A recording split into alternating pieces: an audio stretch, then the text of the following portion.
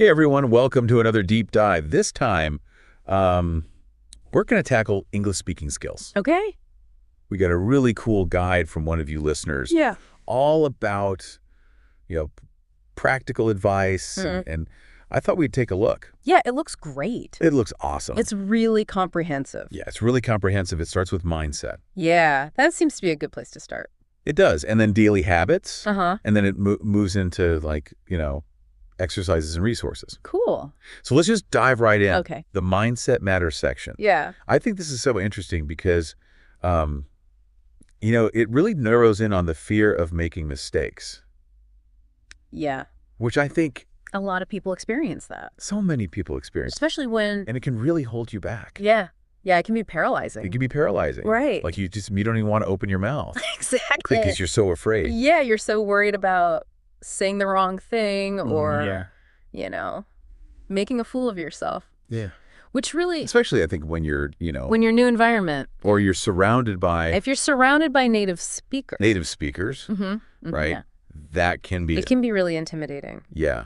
So how do we overcome that? I mean, this is something that... Well, that's what's so great about this guide, is it really emphasizes that mistakes are valuable. Okay. Like, mistakes are part of the process. Yeah. And I think that's a really important thing to remember. That is important because Hey, if you're so afraid of making a mistake, you're never gonna learn. learn. You're never gonna progress. Right. You have to be willing to put yourself out there and make those mistakes, because that's how you learn. But how do you shift that mindset though? Right. Because it's easy to say, It is. mistakes are valuable, but then you're like, but I don't want to make a mistake. Right. Because I don't want to feel You don't want to feel embarrassed. embarrassed or stupid. Right. Yeah. So, Well, I think one thing that the guide suggests is focusing on the process, okay. not just the end goal. Okay. So instead of thinking, I need to be fluent in English, Right. you think, I'm going to practice speaking English for 15 minutes every day. Okay. Or I'm going to join a conversation group and try to participate once a week. Something like that, where So you're breaking it down. you're breaking it down into smaller steps. Into smaller. And you're focusing on the effort that you're putting in Okay. rather than just the end result. Okay. And I think that can be really helpful because it takes the pressure off a little bit. It does. And it allows you to celebrate those small wins along the way. Okay. Like if you... So I don't have to be like, giving a Shakespearean. Right. Something could be perfect. Right. Yeah. From day one. Exactly. Like if I can order a coffee and be understood, That's a win. that's a win. That's a victory. Right. Oh, And those little wins build up. exactly. And that's what the guide emphasizes, is that Yeah. those small victories build momentum and they reinforce that you are making progress. I like that. Mhm. So it's like celebrating those little me want food moments. Exactly. Even if it's not grammatically perfect. Right. It's like I communicated. You got your point across, Yeah. and that's what matters. I like that. Yeah. Okay, so we've kind of tackled the mindset a little bit. Yeah. Now, how do we make English like a daily habit? Oh, okay.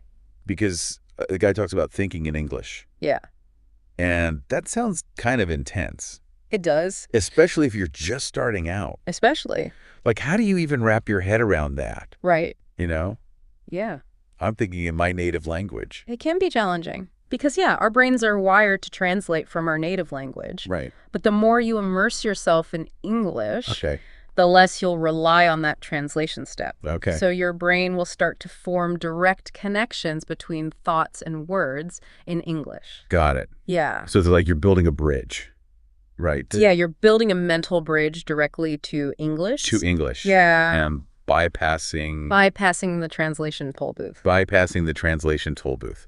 I like that. Right. Okay, So so- one way to do that Yeah. is to start talking to yourself in English. Okay, wait. Yeah. Hold on. Like, narrate your day. You're telling me Yeah. that I should walk around talking to myself in English? Yes. Like, that's actually a good thing. It is a good thing. Okay. Because it forces your brain Mm-hmm. to think in English. All right.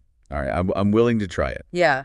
Have you ever had any, embarrassing self-talk moments? Well, I wouldn't say embarrassing, but I've definitely had those moments where I felt a little self-conscious. Okay. Like, especially if I'm out in public and I'm like, Yeah. talking to myself in English. And people are giving you the side eye. Yeah. Okay. But, even describing your day, Mm-hmm. your thoughts, Even in the most mundane things, Okay. it all contributes to that fluency goal.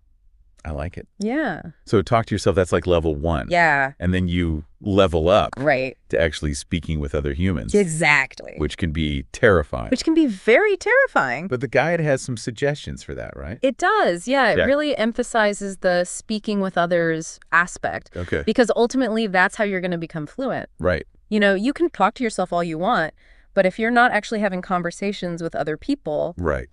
you're not going to improve. You're not going to get that practice. You're not going to get that feedback. So what are some of the things that the guide recommends? Well, it suggests joining online groups, Okay. finding a language partner through an app, or even just striking up conversations with English speakers in your community. So it can be like real life or virtual. Exactly. Okay. Yeah. Cool. I like it. Mm-hmm. Okay, let's talk about pronunciation for a second. Okay. Because the guide mentions this thing called the shadowing technique, which sounds It sounds cool, really cool, doesn't it?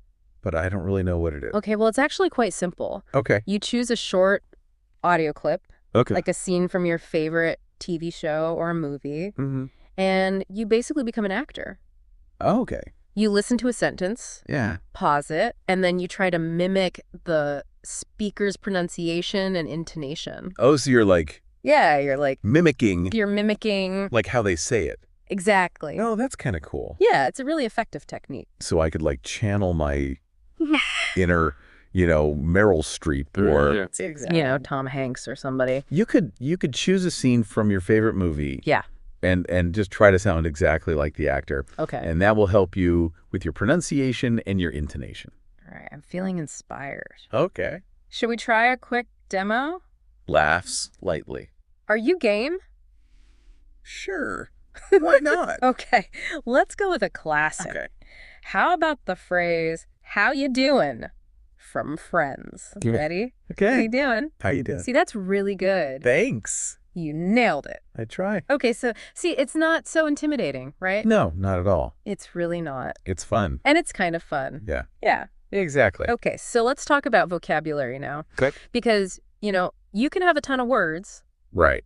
but that doesn't automatically make you a fluent speaker. No, you're absolutely right. Right. And that's what the guide emphasizes. Yeah. Is learning vocabulary in context. Okay. Not just memorizing isolated words from a dictionary. So it's not enough to just know the word hungry. Right. You've got to be able to say like, Yeah. I'm so hungry, I could eat a horse. Exactly. To really sound like a native speaker. That's a good one. Right. Yeah. So it's about like, learning those phrases Yes. rather than just individual words. It is, right? Right. Because fluent speakers naturally use a lot of idiomatic expressions that Right. don't always translate directly. Yeah, in my native language, we have this phrase that literally translates to, I have a cat climbing up my back, which basically means like, I'm feeling anxious. Interesting. But if you say that in English, Yeah. people will be like, what? They're going to think you have an actual cat problem. Yeah. Right. So understanding those nuances, I think, is so important. It is. Yeah. Okay, so we've talked about mindset. We've talked about how to make English a daily habit. Right. We talked about pronunciation, and we talked about vocabulary. Yeah. Where does it all come together? Well, it all comes together in real conversations. Okay? Yeah. Which I think can be the scariest part, It can be. Yeah. But that's where the magic happens. that's where the magic That's came. where you really start to see your progress. So the guide talks about this, right? It does, yeah. It talks about the importance of actively participating in English-speaking communities. And it lists all these different platforms like Facebook groups and Right. Reddit forums and WhatsApp group. WhatsApp groups and Discord, House. Clubhouse, Such kind of big treasure service. trove of opportunities. Yeah, But it's also kind of overwhelming it can be. because it's like, where do I even start? Right. Oh. Yeah. I'm already feeling overwhelmed just thinking about it. So it's about starting small and finding your niche. Okay. If you're passionate about photography, Okay. look for online communities where people share their work and discuss techniques. If you're a foodie, join groups where people share recipes in English. Okay. Find something that genuinely interests you, Right. and you'll be more motivated to participate. So it's not just about like joining any random group. Right. It's about It's about finding a community. Finding that community. Where you feel comfortable and where you can actively engage in conversations related to your interests. So instead of just like passively scrolling through, Right. a Facebook group, Yeah. actually write something. Write a comment. Right. Ask a question. Or instead of just listening to a conversation on Clubhouse, Yeah. like raise your hand. Exactly. And ask a question. Yeah. I like that. Mm-hmm. Okay, so it's all about those little steps. It is, Just start small. Start small. And be consistent. And you'll be amazed at how quickly you progress. Yeah, exactly. I like it. Yeah. That's really encouraging. It sounds like you can actually turn, online interaction into a real learning opportunity. Yeah. But I'm sure some people are listening and they're thinking, Yeah. I don't even have time to check my email. Right. Let alone join all these groups and practice for hours every day. Exactly. So what's a realistic starting point? Well, you're right. It's not about quantity. It's about quality. Okay. The guide actually emphasizes that even short, focused practice sessions can be super effective. So maybe commit to 15 minutes of shadowing each day. Okay. Or aim to write a short paragraph in English before bed. Mm-hmm. Something like that. So it's Yeah. a little bit every day goes a long way. Exactly. Consistency is key. Yeah. And it doesn't have to feel like a chore either. Okay. The guide encourages you to find fun ways to practice. Okay. So, watch your favorite English language movies or TV shows. Oh, so my Netflix binging can actually be productive. It can be. I like that. Yeah. What about if you hear a phrase you really like, Okay. in a movie or a song or something? What's the best way to Yeah. How to make it part of your vocabulary? Right. Well, the guide suggests a couple of strategies. Okay. One is to write the phrase down. Yeah. Maybe even create your own little phrase book. Mm-hmm. Another is to try using it immediately in a sentence, Oh. even if you're just talking to yourself. Right. The important thing is to actively engage with the language, not just passively absorb it. Yeah, take it out for a test drive. Exactly. See how it handles in different situations. Yeah, and as you practice, you'll begin noticing patterns Okay. and developing a feel for the natural flow of the language. Right. It becomes less about memorizing rules and more about intuitively knowing how to express yourself. Okay, I think a lot of people get really hung up on grammar rules. Yeah. So much so that they're afraid to speak Right. because they're afraid of making a mistake. I understand that. So what does the guide say about that? Well, the guide acknowledges that grammar is important, but it also emphasizes that fluency is about communication. Okay.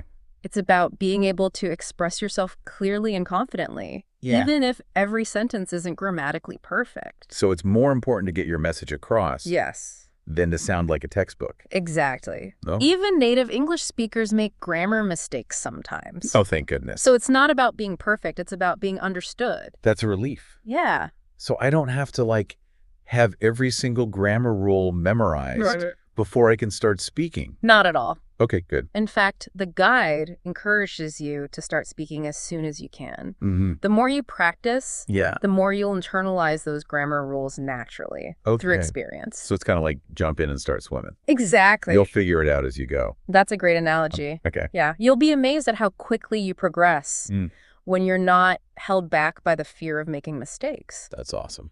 Okay. The guide mentioned something called a speaking journal. Yes. What's that? That's a fantastic way to track your progress Okay. and practice both writing and speaking in a more structured way. Okay. So the idea is to write about your daily experiences in English.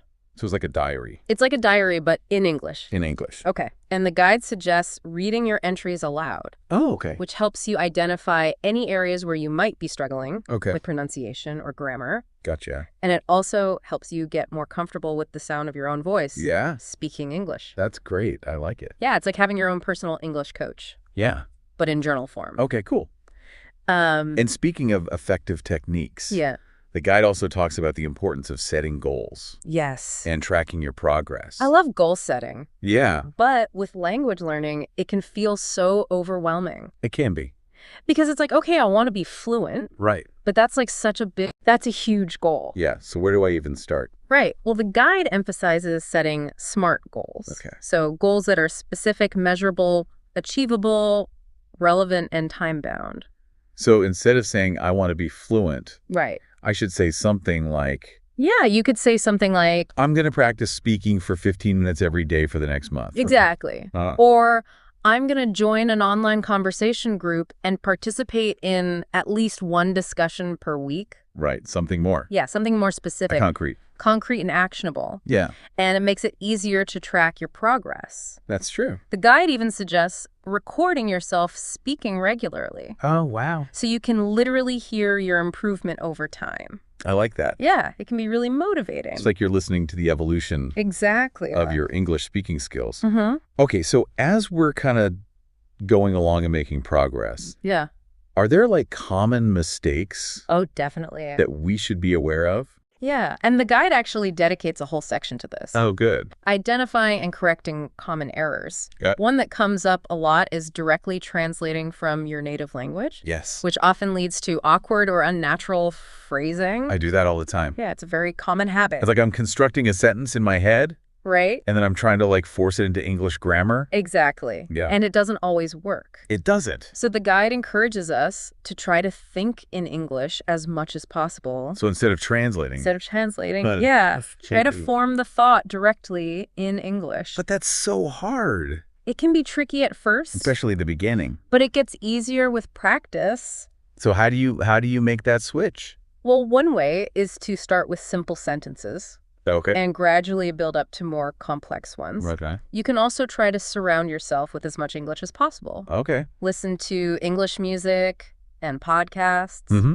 Watch English language movies and TV shows. So create like an immersion environment? Exactly. Even if you're not living in an English-speaking country? Yeah, exactly. Okay, what about like grammar tenses? Oh, tenses. I feel like I'm always messing those up. Tenses can be tricky. Yeah. The guide recommends reviewing basic grammar rules. Okay. And then practicing using different tenses in various contexts. Okay. So maybe focus on one tense at a time. Okay. And really get comfortable with it. Got it. Before moving on. Okay, so like good old-fashioned grammar review. Exactly. Okay, the guide also mentions filler words. Yes. What are those? So filler words are those little words and sounds we use to fill pauses in our speech. Like things like that. Okay. And in small doses, they're not a big deal. Right. But if you overuse them, it can make you sound less confident. Mm-hmm. And it can make it harder for people to follow what you're saying. I'm a chronic user. Well, the guide suggests a couple of things. First, become aware of when you're using them. Yeah. And then consciously try to pause instead. Oh. Yeah. So replace the filler word with silence. Exactly. Yeah. It might feel awkward at first. Yeah. But those pauses give you a chance to gather your thoughts. Right. And speak more clearly. So just take a breath. Exactly. Think about what you're going to say. Yeah. And the guide also recommends practicing speaking a bit more slowly and clearly. Okay. This helps you focus on each word. Yeah. And reduce the urge to fill the space with those filler sounds. Okay. So it's about finding that balance. That rhythm. Yeah, that rhythm where you're speaking clearly and confidently, but not rushing your words. You know what? I do that too. What's that? I speak too fast. Oh, yeah. Especially when I'm like excited or nervous. I understand. I just like... It happens to all of us. Yeah. But speaking too quickly can make you sound less confident. Right. And make it difficult for others to keep up. So how do you find that sweet spot? Well, the guide suggests focusing on speaking clearly and enunciating each word properly instead of trying to speed through your sentences. Right. You can even practice with a metronome. Or record yourself to get a sense of your natural pace and identify any areas where you might be rushing. I like that. Yeah. So it's like finding the right rhythm to your speech. Uh-huh. Okay.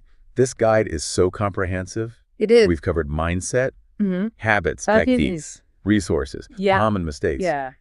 Anything else we should touch on before we wrap up? Well, there is one more important point that the guide emphasizes. Okay. And it's something that we've kind of woven throughout our conversation today. Okay. And that's the importance of practice. Practice, practice, practice. Exactly. Right. It's the key to mastering any skill. Yeah. And that certainly applies to English speaking. But that word practice can sound so... It can sound intimidating. Intimidating, yeah. So how do we make it more enjoyable? Well, one of the best ways to make practice enjoyable is to find activities that you genuinely enjoy that allow you to use your English skills in a natural and engaging way. Okay. So if you love movies, watch movies in English. Okay. If you enjoy music, listen to English language songs and try to sing along. Right. If you're a bookworm, read English language books. So make it a part of your life. Exactly. Not like a separate thing. Yeah, the more you immerse yourself in the language, Yeah. the more natural and effortless it will become to speak. Wow. This has been so helpful. I feel like we've broken it down. Yeah. We've demystified this whole English speaking process. Hopefully. So as we wrap up this deep dive, Okay. what would you say is your top takeaway? Okay. For our listener, one thing they can do. If I had to choose just one thing, Yeah. it would be to pick one technique that we've discussed today that resonates with you and commit to trying it for a week. It doesn't have to be anything huge. It could be shadowing for 15 minutes each day. Okay. Spending 5 minutes writing in an English journal, or even just making a conscious effort to replace filler words with pauses. Right. The key is to start small. Okay. Be consistent. Yeah. And most importantly, have fun with it. I love that. Yeah. It's not about overhauling your whole life. It's Yeah. about just taking one little step Exactly. and then building from there. And remember, learning a language is a journey, not a destination. Right. There will be times when you feel stuck or frustrated, but that's perfectly normal. That's true. Just keep practicing and you'll get there. This has been incredible. We went from facing that fear Yeah. of making mistakes to thinking in English. Right. We talked about the shadowing technique, making English a part of our everyday lives. All sorts of things. It's we've given our listener a whole toolkit. Oh, full So of. no more excuses. Get out there and practice. Pick one thing, Yes. do it for a week, and see what happens. Exactly. And let us know how it goes. We want to hear about your progress. Absolutely. Awesome. Well, that brings us to the end of this deep dive. Okay. Thanks for joining us. It was fun? And keep those deep dive requests coming. Yes. We love hearing from you. Absolutely. Until next time.